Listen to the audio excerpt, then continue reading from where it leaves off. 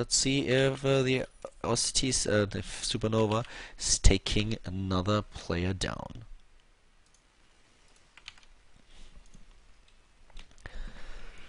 SuperNova is in a very good shape right now. He just won against Sage in a very interesting game on Metropolis. It was really a very, very entertaining game. And now we have him in another Terran versus Protoss. He is playing on Daybreak. He's playing on Daybreak and he is playing against Tassadar. And the funny thing is that if Tassadar actually loses to SuperNova as well, then the clan war will be tied. And the person that should be really mad about this is probably Sting. Because Sting won 4 games in a row. He was like, yeah, what's up, son? He was like, okay, I won that clan war, guys. You have to just win 2 games and then we're good. But now it looks like SuperNova might actually threaten the win of NSH. He is doing so well now, and he might be in a position to take down Tassadar as well. And who's left then? We haven't seen Jagchi yet, but I don't know if Jagchi is going to play. So let's see what's going on Daybreak, and then we'll have a quick look at who's going to be the next player in case that Tassadar did make it. The score overall is 5-4 in favor of NSH. oGs SuperNova is on a run, but will it be enough to win the Clanwar in favor of his team? This is the first semi-final of the KSL Team League. Tomorrow we will have the second semi-final, which is going to start at 3 p.m. CET, and it is going to be MKP against Prime, MVP against Prime. And at the bottom we have the CC at 14 14 SCVs, and yeah, very, very aggressive.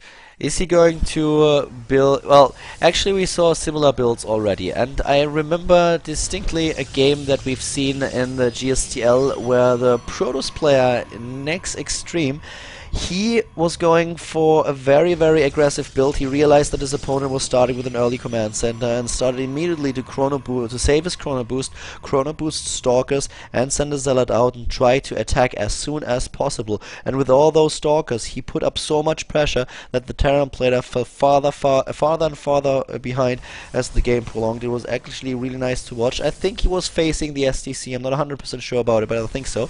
And we have chrono boost saved up, and this might exactly be what Tassadar is trying to do. There's the stalker, and chrono boost only onto the cybernetics core. He's skipping the zealot as he realizes that his opponent is not going to put up any early game pressure, but for now he's not chrono boosting his gateway. The distance between the 2 bases is really, really huge, so that's one of the reasons why it takes just ages to walk with a stalker over to your opponent's main base, and he might not be there in time. But we have a warp-in pylon.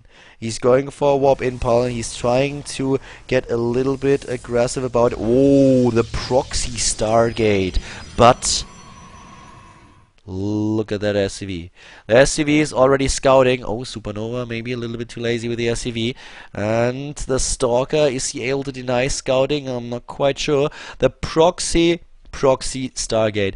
The reaction of Tassadar to the build that SuperNova plays right now, and so far Tassadar was not scouted. There is a SCV in the back, but he might just try to hide it in order to sneak into the main base of his opponent once again. And this, yep, he is. He's trying to sneak in again. He has no idea about the Stargate. The Void Raid will be built in just a few seconds. There it is. Chrono boosts saved up. He's using all of them now. The Warp Gate is up ready in a few seconds, and we have 2 additional gates. There's one probe just poking a little bit. Bunkers at the front. He's getting 3 additional barracks right now. Whoa, whoa, whoa. This is going to be quite the interesting game. No expansion. SuperNova realized there's no expo, and he started immediately to build additional bunkers. He built additional bunkers. He knows about the gates. He knows that in the back there is nothing at all. The Void Ray, the first Void Ray is done already. Ladies and gentlemen, we are in for some action. We already have a pylon in position, and with a pylon he can't warp in units onto the high ground. I feel that if he would have placed the pylon a little bit further to the top, that he could have warped units to the high ground as well, which would benefit, which would work probably really well. The Void Ray trying to charge up at the barracks, and this will actually work. This might actually work. The Void Ray is getting into position. The charge is done. Can he hold the charge? No, he does not. He does have the second. He has the second Void Ray already, and at the bottom we have Stalkers and 2 sentries. But he needs to be very, very careful. He needs to kill some of those Marines. Oh, doing a good job. Very nice split.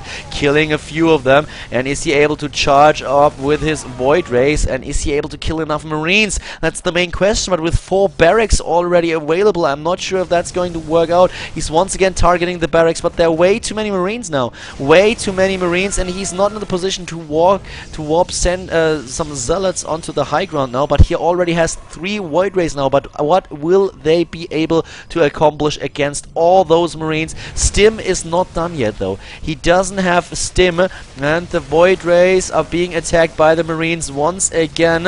And as soon as Stim is done, this is basically over, but it's already looking pretty tough on Tassadar. Tassadar is playing an all-in here. He has no... Oh, nice force fields. Finally with some good force fields, but one of the Void Rays is already dead and gone. Microing the second one a lot better, though. But losing a Void Ray is huge in this scenario. 53 against 53 supply, and more Marines are being built. And when they have Stim, they can just Stim in and snipe the Void Rays. Look at all those units at the bottom, the Warp Gate units. Just picture one of those pylons in this position to warp up units onto the high ground. This would benefit him quite a bit, because he could also attack with the Void Rays while covered by zealots, and now he is going for the attack. He charged up Void Rays. Yes, nice force fields. Will it be enough, though? He is killing most of those bunkers in just a few seconds. The Void Rays deal a ton of damage, but is it going to be enough? SuperNova is dropping in supply. He doesn't have enough Marines. It looks like Tassadar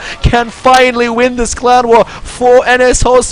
It looks pretty darn good for NSH. There's the Mana Mule for SuperNova. He's calling down a mule to his opponent's army. This is the GG. Tassadar takes down SuperNova, secures the final win for NSH, and therefore we will see NSH in the final next week. Well done, well done. Tassadar kills SuperNova, and this puts the overall score to 6-4 in favor of NSH.